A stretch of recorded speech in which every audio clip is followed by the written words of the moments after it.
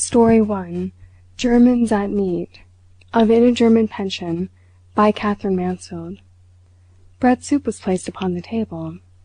"Ah," said the Herr Rat, leaning upon the table as he peered into the tureen. "That is what I need. My Magen has not been in order for several days. Bread soup and just the right consistency. I am a good cook myself." He turned to me. "How interesting," I said, attempting to infuse just the right amount of enthusiasm into my voice. "Oh yes, when one is not married it is necessary. As for me, I have had all I wanted from women without marriage." He tucked his napkin into his collar and blew upon his soup as he spoke. "Now at 9 o'clock I make myself an English breakfast, but not much.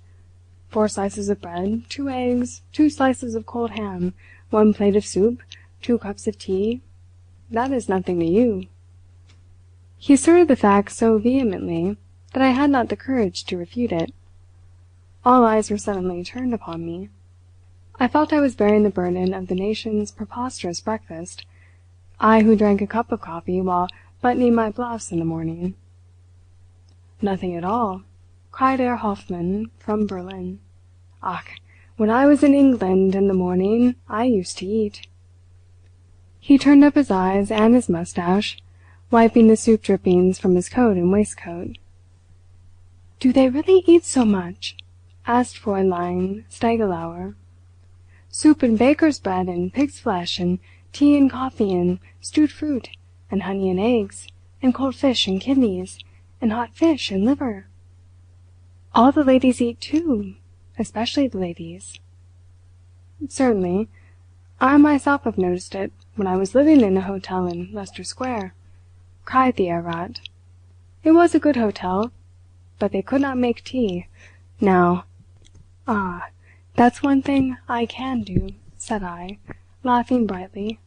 "I can make very good tea. The great secret is to warm the teapot."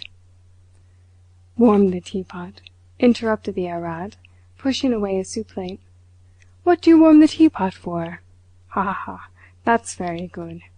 One does not eat the teapot, I suppose." He fixed his cold blue eyes upon me with an expression which suggested 1,000 premeditated invasions. "So that is the great secret of your English tea. All you do is to warm the teapot."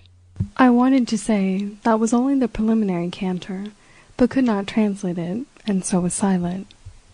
The servant brought in veal, with sauerkraut and potatoes. "I eat sauerkraut with great pleasure," said the traveller from North Germany, "but now I have eaten so much of it that I cannot retain it. I am immediately forced to—" "A beautiful day!" I cried, turning to Fräulein Stiegelauer. "Did you get up early?" "At 5 o'clock I walked for 10 minutes in the wet grass. Again in bed. At 5:30 I fell asleep, and woke at 7, when I made an over-body washing. Again in bed. At 8 o'clock I had a cold water poultice, and at 8:30 I drank a cup of mint tea. At 9 I drank some malt coffee, and began my cure. Pass me the sauerkraut, please. You do not eat it? No, thank you. I still find it a little strong." "Is it true," asked the widow, picking her teeth with a hairpin as she spoke, "that you are a vegetarian?" "Why, yes. I have not eaten meat for 3 years." "Possible. Have you any family?" "No." "There now, you see, that's what you're coming to. Who ever heard of having children upon vegetables? It is not possible. But you never have large families in England now. I suppose you are too busy with your suffragetting. Now I've had 9 children, and they're all alive, thank God. Fine, healthy babies. Though after the first one was born I had to— How wonderful!" I cried. "Wonderful," said the widow contemptuously, replacing the hairpin in the knob.